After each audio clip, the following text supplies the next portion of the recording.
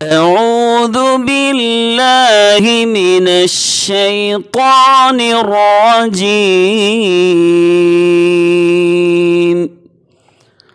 بسم الله الرحمن الرحيم. نحمده ونصلي على رسوله الكريم. اما بعد فاعوذ بالله من الشيطان الرجيم. بسم الله الرحمن الرحيم. سبحان الذي أسرى بعبده ليلا من المسجد الحرام إلى المسجد الأقصى الذي باركنا حوله لنريه من آياتنا إنه هو السميع البصير. آج ہمارا 15ویں پارے کا خلاصہ تفسیر انشاءاللہ مختصر وقت میں بیان ہوگا۔ 15ویں پارے کے آغاز میں سورہ بنی اسرائیل، جس کا دوسرا نام سورۃ الاسراء، بنی اسرائیل اس اعتبار سے کہ اللہ رب العالمین نے اس سورہ مبارکہ میں بنی اسرائیل کی تاریخ اور ان کو ملنے والے احکامات بیان کیے ہیں، اور سورہ اسراء اس اعتبار سے کہ اس سورہ مبارکہ میں رسول اللہ صلی اللہ علیہ وسلم کے سفر اسراء اور معراج کا تذکرہ ہے۔ سبحان الذی اسری بعبدہ لیلا من المسجد الحرام الی المسجد الاقصی۔ پاک ہے وہ ذات جس نے اپنے بندے کو رات کے کچھ حصے میں سیر کروائی۔ کہاں سے؟ مسجد حرام سے لے کر مسجد اقصی تک۔ تو یہ اشارہ تھا اس بات کا کہ آپ صلی اللہ علیہ وسلم کی حکومت عنقریب مسجد حرام سے لے کر مسجد اقصی تک پھیل جائے گی، اور دیگر جو مقاصد اللہ رب العالمین کے تھے، اپنی آیات دکھلانا، دیگر معاملات، وہ اللہ رب العالمین نے بیان فرمائے۔ یہ سورہ مبارکہ رسول اللہ صلی اللہ علیہ وسلم پر 10 نبوی کے بعد نازل ہوئی۔ 10 نبوی جس کو عام الحزن کہا جاتا ہے، غم کا سال، یعنی رسول اللہ صلی اللہ علیہ وسلم کے شفیق چچا ابو طالب فوت ہو گئے، اور آپ صلی اللہ علیہ وسلم کی باوفا بیوی سیدہ خدیجہ رضی اللہ عنہا وہ بھی وفات پا گئیں۔ تو ان دونوں کی وفات ایک بہت بڑا صدمہ تھا، اور آپ کے چچا ابو طالب کے فوت ہونے کے بعد بنو ہاشم کا نیا سردار ابو لہب بن گیا، اور ابو لہب کا آپ کو پتہ ہے کہ وہ آپ صلی اللہ علیہ وسلم کا کتنا بڑا دشمن تھا۔ تو اس نے سردار منتخب ہوتے ہی جو پہلا حکم نامہ جاری کیا وہ یہ تھا کہ آپ صلی اللہ علیہ وسلم کو اپنے قبیلے سے خارج کر دیا، کہ آج کے بعد محمد صلی اللہ علیہ وسلم اور ہمارا کوئی ناتا تعلق نہیں ہے۔ اور عرب میں کسی شخص کا اپنے قبیلے سے خارج ہونے کا مطلب یہ ہوتا تھا کہ اب کوئی بھی بندہ اس کی جان لے سکتا ہے۔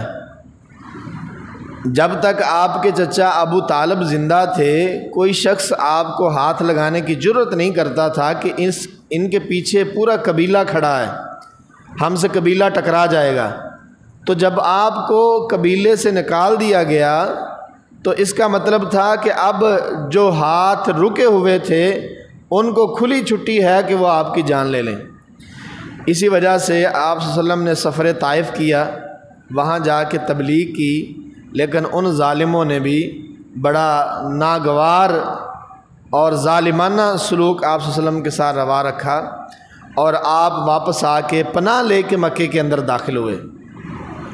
تو اللہ رب العالمین نے آپ صلی اللہ علیہ وسلم کو سفر معراج کروایا کہ اللہ کی ذات آپ کو ظاہری جو مدد کے وسیلے تھے، ظاہری طور پر جو آپ کے محافظ تھے، آپ کے ساتھ کھڑے ہونے والے تھے، اگر وہ نہ بھی رہے تو آپ پریشان نہ ہوں، اللہ کی ذات آپ کو محفوظ رکھنے والی ہے۔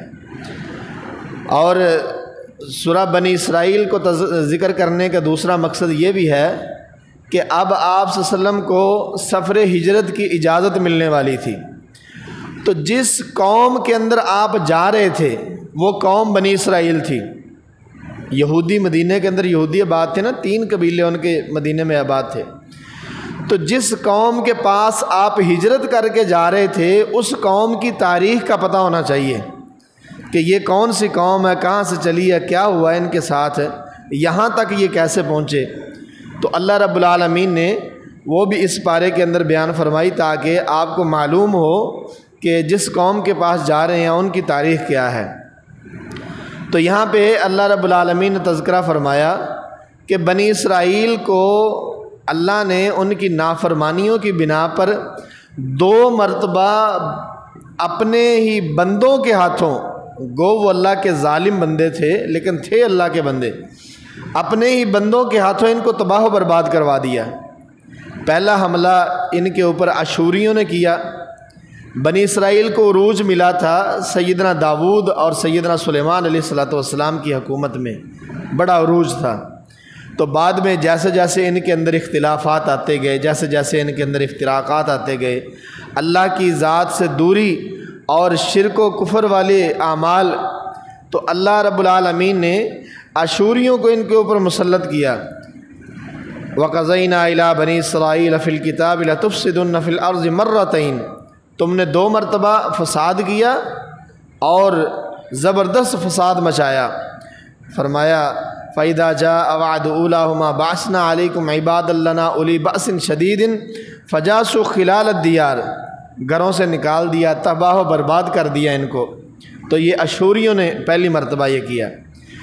پھر اللہ رب العالمین نے انہیں دوبارہ حکومت دی اور دوبارہ ان کو عزت و احترام دیا، لیکن دوبارہ انہوں نے وہی کام کیا۔ ثُمَّ رَدَدْنَا لَكُمُ الْكَرَّةَ عَلَيْهِمْ وَأَمْدَدْنَاكُمْ بِأَمْوَالٍ وَبَنِينَ وَجَعَلْنَاكُمْ أَكْثَرَ نَفِيرًا، فرمایا کہ پھر ہم نے تمہیں مال و دولت سے نوازا، حکومت سے نوازا، تمہاری تعداد بہت زیادہ ہو گئی، اور پھر ہم نے تمہیں یہ کہا کہ اگر نیکی پر رہو گے تو صحیح رہو گے ورنہ پھر تباہ ہو جاؤ گے، لیکن تم نے نیکی پر نہ رہے۔ فَإِذَا جَاءَ وَعْدُ الْآخِرَةِ لِيَسُوءُوا وُجُوهَكُمْ وَلْيَدْخُلُوا الْمَسْجِدَ كَمَا دَخَلُوهُ أَوَّلَ مَرَّةٍ وَلْيُتَبِّرُوا مَا عَلَوْا تَتْبِيرًا، تو دوسری مرتبہ ان کے ظلم اور ان کی بربریت اس حد تک بڑھ گئی کہ انہوں نے سیدنا یحییٰ علیہ السلام کو قتل کر دیا، شہید کر دیا، یعنی اللہ کے نبی کو شہید کر دیا انہوں نے۔ دیگر بہت سارے ظلم کیے۔ سیدنا عیسیٰ علیہ السلام کے ساتھ جو ان کی دست درازی تھی اور جو ان کی کوشش تھی ان کو سولی دینے کی، تو اللہ رب العالمین نے رومی گورنر ٹائٹس ان کو ان کے اوپر مسلط کر دیا۔ اس نے پھر وہ ان کی تباہی مچائی کہ ان کو قتل کیا، گھروں سے نکالا، مسجد اقصیٰ کو روند ڈالا اور ہر چیز ان سے چھین لی۔ اللہ اکبر۔ تو اس وقت یہ در بدر ہو کے چلتے پھرتے ان کے قبیلے جو ہیں وہ مدینے کے اندر آ کے آباد ہو گئے۔ مدینے میں 3 قبیلے تھے ان کے، بنو نذیر، بنو قینقاع اور بنو قریظہ۔ اللہ رب العالمین نے فرمایا کہ اب دوبارہ وہ کام نہیں کرنا جو پہلے 2 مرتبہ کر چکے ہو، وہ دوبارہ نہیں کرنا۔ اگر دوبارہ وہی کام کیا تو پھر تمہارے ساتھ وہی سلوک ہوگا۔ لیکن یہ بدبخت کہاں باز آنے والے تھے؟ وہی ہوا کہ رسول اللہ صلی اللہ علیہ وسلم کے ساتھ انہوں نے آپ کو قتل کرنے کی سازش بھی کی، مسلمانوں کے ساتھ جنگیں بھی کی۔ اللہ نے پھر ان کو ذلیل و خوار کر کے نہ صرف مدینے سے نکالا بلکہ خیبر سے بھی نکالا، اور دوبارہ یہ دنیا کے اندر جو ہے وہ دفع ہو گئے۔ تو یہ ان کی ہسٹری اللہ رب العالمین نے بیان کی۔ دوسرے نمبر پہ جس قوم کے اندر آپ جا رہے تھے ہجرت کر کے، بنی اسرائیل تھی، تو آپ نے ظاہرہ ان کو جا کے دعوت اسلام دینی تھی کہ اسلام کے اندر آ جاؤ۔ تو ان کا سب سے پہلا سوال یہ ہونا تھا کہ جی ہمارے پاس تو پہلے سے اللہ کی کتاب تورات موجود ہے، تو ہم آپ پر ایمان کیوں لائیں؟ تو اللہ رب العالمین نے تورات کی منسوخی کا اعلان کیا اور قرآن مجید کے محکم ہونے کا اعلان کیا۔ ان ھذا القرآن یہدی للتی ہی اقوم۔ اب یہ قرآن، اللہ کا قرآن جو ہے نا، یہ محکم ہے، یہ سب سے زیادہ ہدایت والا رستہ ہے، لوگوں کو ہدایت کی باتیں فراہم کرنے والا اب یہ قرآن ہے۔ اس سے پہلے کی شریعتیں جو ہیں وہ منسوخ ہو گئیں، تو اب وہ یہ کہہ سکتے تھے کہ ہماری شریعت کے اندر تو بڑی بڑی اعلیٰ باتیں تھیں، بہت بہت زبردست باتیں تھیں، اللہ کے احکامات تھے، تو اللہ رب العالمین نے ان کی شریعت کی تمام اچھی باتوں کو، ظاہرہ جو اللہ نے نازل کی تھی وہ تو ہیں ہی اچھی باتیں، لیکن انہوں نے اپنی طرف سے تورات کے اندر بہت سارے جو تبدیلیاں اور تحریف کر لی تھی، تو اللہ نے وہ تمام احکامات جو نازل کیے تھے اللہ نے ان کو قرآن کی زینت بنا دیا۔ تو بنی اسرائیل کے یہودیوں کے مشہور احکام تھے احکام عشرہ، 10 احکام جو اللہ رب العالمین نے موسیٰ علیہ السلام کو تختیوں کے اوپر لکھے لکھائے عطا کیے تھے، ان کو کہتے ہیں احکام عشرہ۔ اللہ نے ان احکام عشرہ کو اپنے قرآن کے اندر ہو بہو بلکہ اس سے بھی خوبصورت پیرائے کے اندر ذکر کیا ہے۔ وہ احکام کیا تھے؟ وہ تھا وَقَضَىٰ رَبُّكَ أَلَّا تَعْبُدُوا إِلَّا إِيَّاهُ۔ سب سے پہلا حکم کہ صرف اللہ کی عبادت کرنی ہے، اللہ کے ساتھ کسی کو شریک نہیں ٹھہرانا۔ وَبِالْوَالِدَيْنِ إِحْسَانًا، ماں باپ کے ساتھ حسن سلوک کرنا ہے، ماں باپ کے ساتھ کبھی بھی بدتمیزی، برا رویہ، اف تک بھی نہیں کہنا۔ وَآتِ ذِی الْقُرْبَىٰ حَقَّهُ وَالْمِسْكِینَ وَابْنَ السَّبِیلِ، اپنے رشتہ داروں کے حقوق جو ہے وہ ادا کرنے ہیں، مسافروں مسکینوں کے حقوق ادا کرنے ہیں۔ اسی طرح اپنے ہاتھ کو نہ بہت زیادہ کھول دینا ہے کہ فضول خرچی ہوتی رہے، نہ اتنا بند کر لینا ہے کہ کنجوس مکھی چوس ہو جاؤ، ٹھیک ہے، درمیانہ۔ اور اسی طرح وَلَا تَقْتُلُوا أَوْلَادَكُمْ خَشْيَةَ إِمْلَاقٍ، اپنی اولادوں کو اس ڈر سے قتل نہیں کرنا کہ اولاد زیادہ ہوگی تو کھائے گی کہاں سے۔ رزق کا وعدہ نحن نرزقہم وإیاکم، ان کو رزق دینا تمہاری اولاد کو اور تمہیں رزق دینا یہ اللہ تعالیٰ کے اوپر ہے، اللہ کی ذات رزق دینے والی ہے۔ اسی طرح وَلَا تَقْرَبُوا الزِّنَا إِنَّهُ كَانَ فَاحِشًا، زنا کے قریب نہیں جانا۔ وَلَا تَقْرَبُوا مَالَ الْيَتِيمِ، یتیم کا مال نہیں کھانا۔ وَلَا تَقْتُلُوا النَّفْسَ الَّتِي حَرَّمَ اللَّهُ، جس نفس کو اللہ نے قتل کرنا حرام رکھا ہے اس کو قتل نہیں کرنا۔ اپنے وعدے کی پاسداری کرنی ہے، تکبر نہیں کرنا، غرور نہیں کرنا، دیگر کتنے احکامات اللہ رب العالمین نے اس کے اندر تفصیل سے بیان کیے ہیں کہ کوئی یہودی یہ نہ کہہ سکے کہ ہمارے پاس تو احکام عشرہ تھے، تمہارے پاس کیا ہے۔ اللہ رب العالمین نے قرآن میں سابقہ تمام ادیان کو اس قرآن میں رکھ کے پھر فرمایا کہ پچھلے تمام دین جو ہیں اللہ نے ان کو منسوخ کر دیا ہے، اب قرآن جو ہے یہ چلے گا اور قرآن کی بات ہی تسلیم کی جائے گی۔ اسی طرح چونکہ اب ہجرت کا وقت قریب آ رہا تھا، تو ہجرت کے وقت جس طرح موسیٰ علیہ السلام کو اللہ رب العالمین نے ہجرت کا حکم دیا، تو حکم دیا کہ اللہ کے ساتھ تعلق مضبوط ہو، اللہ کے ساتھ جتنا زیادہ مضبوط تعلق ہوگا اتنا ہی ہجرت کا جو شدت ہے اس کا غم ہے وہ کم ہو جائے گا، کیونکہ ہجرت کرنا کو آسان تھوڑا ہوتا ہے۔ اپنی زندگی بھر کی کمائی کو چھوڑ جانا، اپنے گھر بار کو چھوڑ جانا، اپنے علاقے کو چھوڑ جانا، اور ایک ایسی جگہ پہ جانا جہاں کے حالات پتہ نہیں کیسے ہوں گے، موافق آئیں گے نہیں آئیں گے، وہاں جا کے گھر بار ملے گا نہیں ملے گا، وہاں جا کے کوئی کاروبار ملے گا نہیں ملے گا، وہاں کے لوگ کیا سلوک کریں گے، وہاں کے لوگوں کا کیا رویہ ہوگا۔ تو ان سارے معاملات میں صرف ایک ہی ذات ہے جس پر مکمل بھروسہ کیا جا سکتا ہے، صرف ایک ہی ذات ہے جس سے مکمل امید ہو سکتی ہے، اور وہ اللہ کی ذات ہے جو مسبب الاسباب ہے، جو ہر چیز کو ٹھیک کرنے والی ہے۔ تو اسی لیے فرمایا اقم الصلاۃ لدلوک الشمس الی غسق اللیل وقرآن الفجر ان قرآن الفجر کان مشہودا۔ میرے پیغمبر نمازوں کی طرف توجہ کرو، جب سورج ڈھلنے لگے نماز پڑھو، سورج غروب ہو نماز پڑھو، رات کی تنہائی میں کھڑے ہو کے نماز پڑھو، فجر کے وقت اٹھ کے نماز پڑھو، ان قرآن الفجر کان مشہودا، کہ فجر کے وقت پڑھا جانے والا قرآن جو ہے اس وقت اللہ کی طرف سے فرشتے حاضر ہوتے ہیں، تو یہ وہ تعلق تھا، فرمایا اللہ کے ساتھ تعلق مضبوط کر لو، جو ہجرت کی سختیاں ہیں وہ ان کو برداشت کرنے کا حوصلہ پیدا ہوگا۔ اور واقعی ایسے ہوا، ہجرت کرنا کوئی آسان نہیں تھا، لیکن صحابہ نے ہجرت کی، اللہ پر بھروسہ کیا۔ مدینہ جو یثرب تھا، یثرب کا معنی بیماریوں کا گڑھ، اللہ نے اس کو یثرب سے نکال کر مدینۃ الرسول بنایا، مدینہ طیبہ بنایا، اور اللہ کے نبی کی دعا سے وہ تمام بیماریاں وہاں سے اٹھا کے جوفہ کے جو بے آباد جگہ تھی وہاں پہ اللہ رب العالمین نے پھینک دی، اور مدینہ جو ہے وہ طیب بن گیا، یثرب نہ رہا، طیب بن گیا۔ تو یہ وہ برکتیں تھیں کہ جو اللہ رب العالمین نے کہا کہ میرے ساتھ تعلق کو مضبوط کرو۔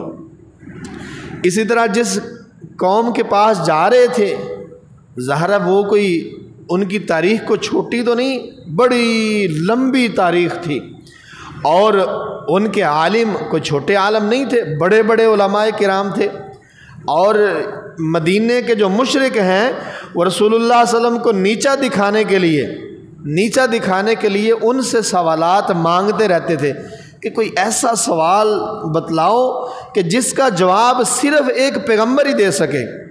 تو یہودی سوال بتلاتے تھے، اور رسول اللہ صلی اللہ علیہ وسلم اللہ کی وحی کے ذریعے ان سوالوں کا جواب دیتے تھے، لیکن وہ ظالم اس کے باوجود بھی ایمان نہیں لاتے تھے، اور جنہیں معلوم تھا کہ ان سوالوں کا جواب صرف ایک پیغمبر ہی دے سکتا ہے، وہ اپنا سوال پوچھنے کے ساتھ ہی مسلمان ہو جاتے۔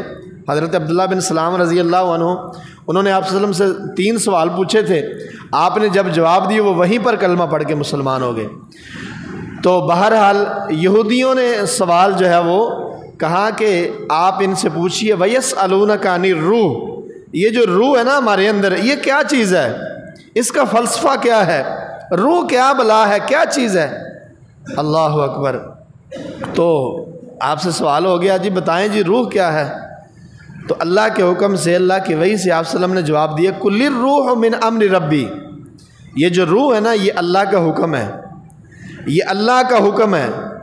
وَمَا أُوتِيتُم مِّنَ الْعِلْمِ إِلَّا قَلِيلًا، تمہارا علم تھوڑا ہے، تم اس کی حقیقت تک نہیں پہنچ سکتے، اس کی حقیقت کا ادراک نہیں کر سکتے۔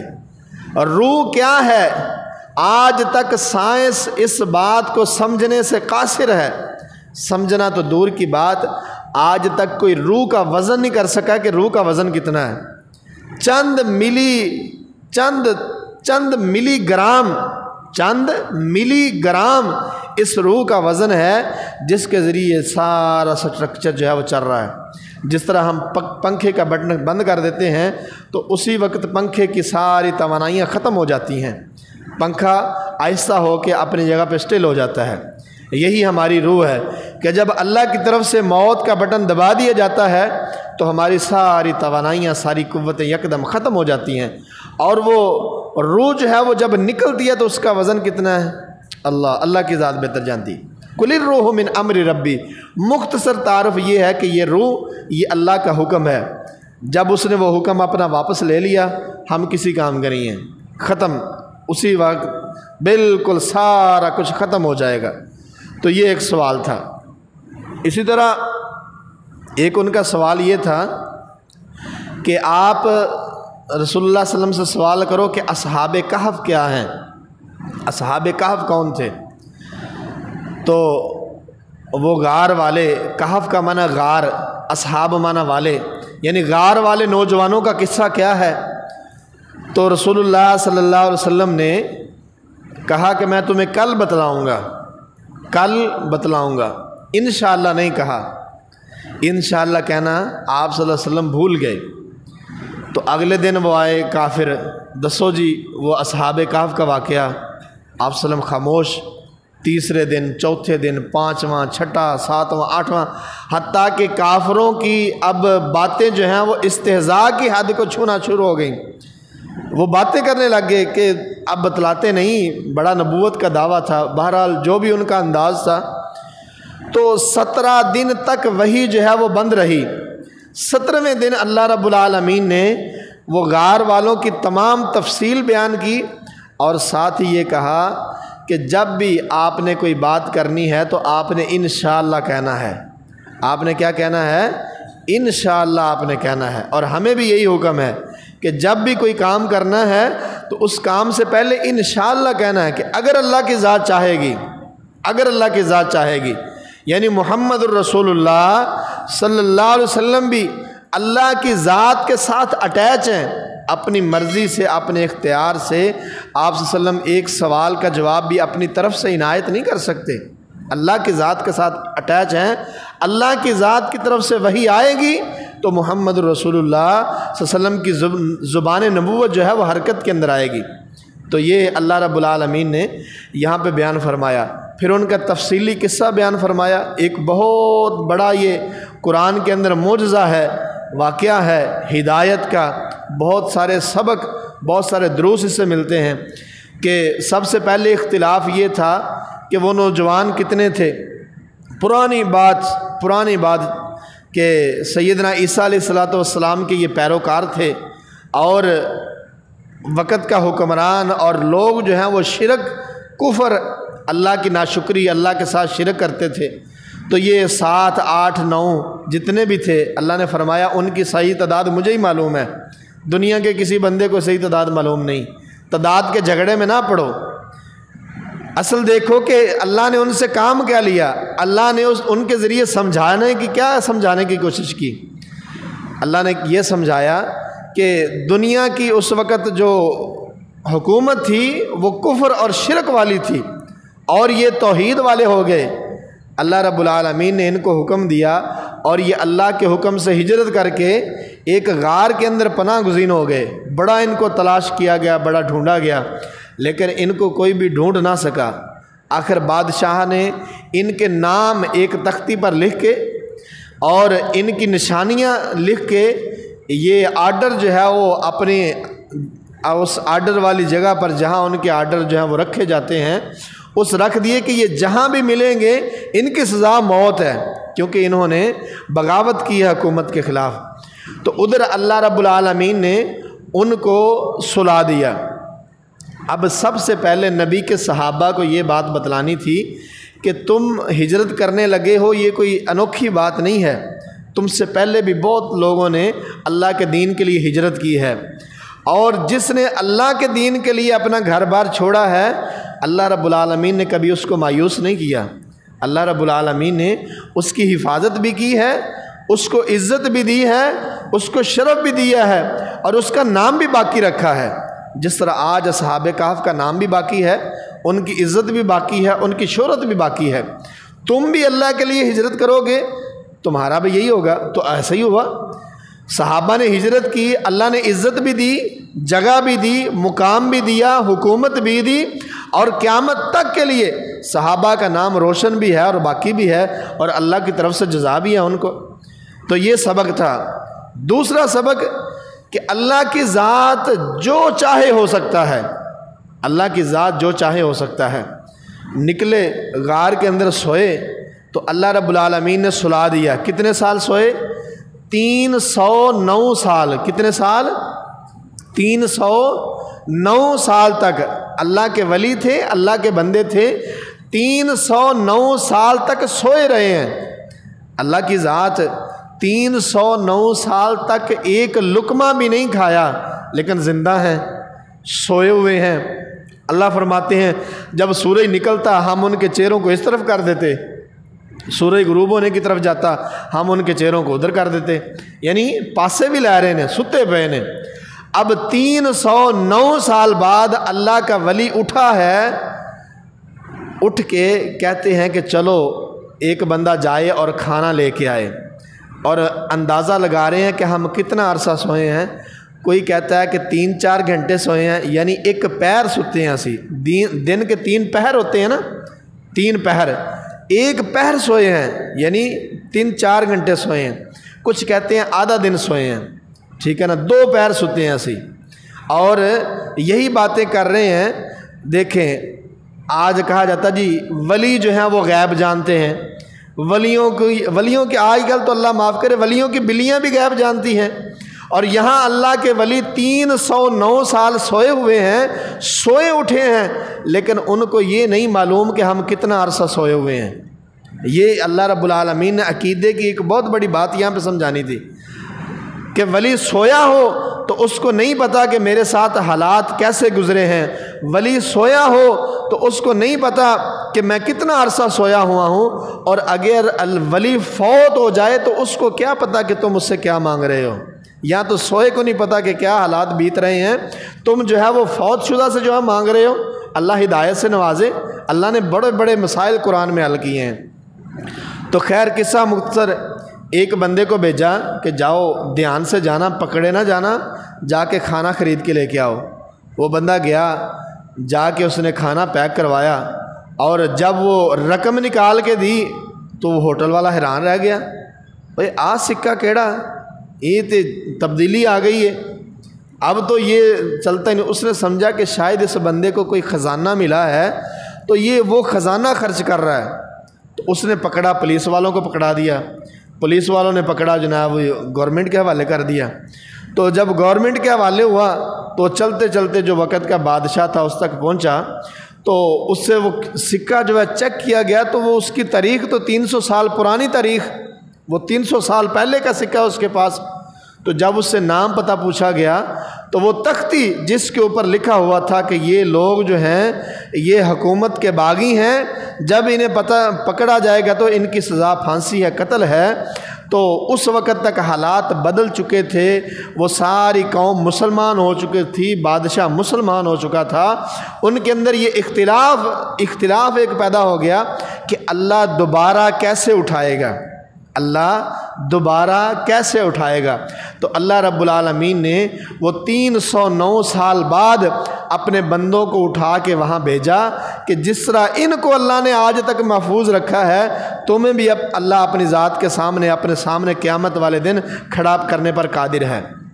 تو انہوں نے بڑی عزت افزائی کی، باقیوں کو بھی بلایا، اور بڑی عزت ہوئی ان کی کہ یہ وہ لوگ توحید والے ہیں جن کو توحید کی بنا پر ہجرت کرنے پر مجبور کر دیا گیا تھا۔ لیکن اللہ کا حکم یہ تھا، وہ دوبارہ اس غار کے اندر آئے اور وہیں پہ فوت ہو گئے، اور آج تک ان کو کوئی بھی ڈھونڈ نہیں سکا۔ یہ اللہ کی قدرت ہے، اللہ کے معاملات ہیں۔ تو یہ واقعہ بیان کرنے کا مقصد بہت سارے اس سے اسباق و دروس ہیں جو میں نے آپ کے سامنے بیان کیے کہ اللہ جو چاہے وہ کر سکتا ہے، اللہ مسبب الاسباب ہے، اللہ کی ذات کو کسی سبب کی ضرورت نہیں ہے، وہ خود سے اسباب پیدا کرنے والا ہے، وہ اپنے بندوں کی حفاظت کرنے والا ہے، اپنے بندوں کو عزت و شرف سے نوازنے والا ہے۔ جو اللہ کے دین کے لیے قربانیاں دے، اللہ رب العالمین اس کے نام کو، اس کی نسل کو، اس کے تذکرے کو اللہ رب العالمین دنیا میں محفوظ رکھنے والا ہے۔ تو یہ اللہ رب العالمین نے اصحاب کہف کا تذکرہ کیا، ساتھ ہی اپنے پیغمبر سے کہا کہ اے میرے پیغمبر، آپ نے اس بات کا خیال رکھنا ہے کہ آپ نے بھی دنیا داروں کی طرف نہیں دیکھنا، آپ کی توجہ بھی اللہ کی جانب رہنی چاہیے۔ اور ساتھ ہی اللہ نے ایک مومن اور ایک کافر، دو بھائی ہیں، مومن اور کافر دونوں کے احوال کا ذکر کر دیا کہ مومن غریب بھی ہو وہ پھر بھی اللہ کی ذات سے مایوس نہیں ہوتا، اور کافر امیر بھی ہو پھر بھی وہ اللہ کی رحمت سے مایوس بھی ہوتا ہے، اللہ کے ساتھ کفر و شرک بھی کرتا ہے، تکبر بھی کرتا ہے۔ اس کا تکبر، اس کا کفر اس کے اپنے اور اس کے مال کی تباہی کا سبب بنتا ہے، اور مومن غریب ہونے کے باوجود بھی اللہ کی ذات پر بھروسہ کرتا ہے اور اللہ کی ذات کے اوپر وہ مطمئن رہتا ہے، شاد رہتا ہے کہ اللہ نے جس حال میں رکھا ہے الحمدللہ۔ تو ہمیں بھی ایسا ہی رویہ اختیار کرنے کی یہاں پہ تلقین کی گئی ہے۔ اللہ رب العالمین ہمیں ہدایت نصیب فرمائے۔ مزید جو سوالات تھے وہ انشاءاللہ کل کے درس کے اندر ہم ذکر کریں گے۔ اللہ رب العالمین ہمارے روزے اپنی بارگاہ کے اندر قبول فرمائے۔ دیکھ لیں 15 گزر گئے ہیں، اب الٹی گنتی شروع ہو گئی ہے۔ اللہ نے قرآن مجید میں فرمایا ایام معدودہ، گنتی کے چند دن ہیں، گنتی کے چند دن۔ تو ابھی کل کی بات ہے کہ رمضان شروع ہو رہا تھا، اور اب دوبارہ الٹی گنتی رہ گئی، 14 رہ گئے، 13 رہ گئے، 12 رہ گئے، 10 رہ گئے۔ تو جو دن رہ گئے ہیں اس کی قدر کیجئے۔ اللہ رب العالمین ہمارا رمضان قبول فرمائے اور اس کی برکات سمیٹنے کی توفیق عطا فرمائے۔ سبحان ربک رب العزت عما یصفون وسلام علی المرسلین والحمد للہ رب العالمین۔ بہترین صدقہ جاریہ حاصل کرنے کے لیے اس ویڈیو کو لائک، کمنٹ اور شیئر کرنا مت بھولیں۔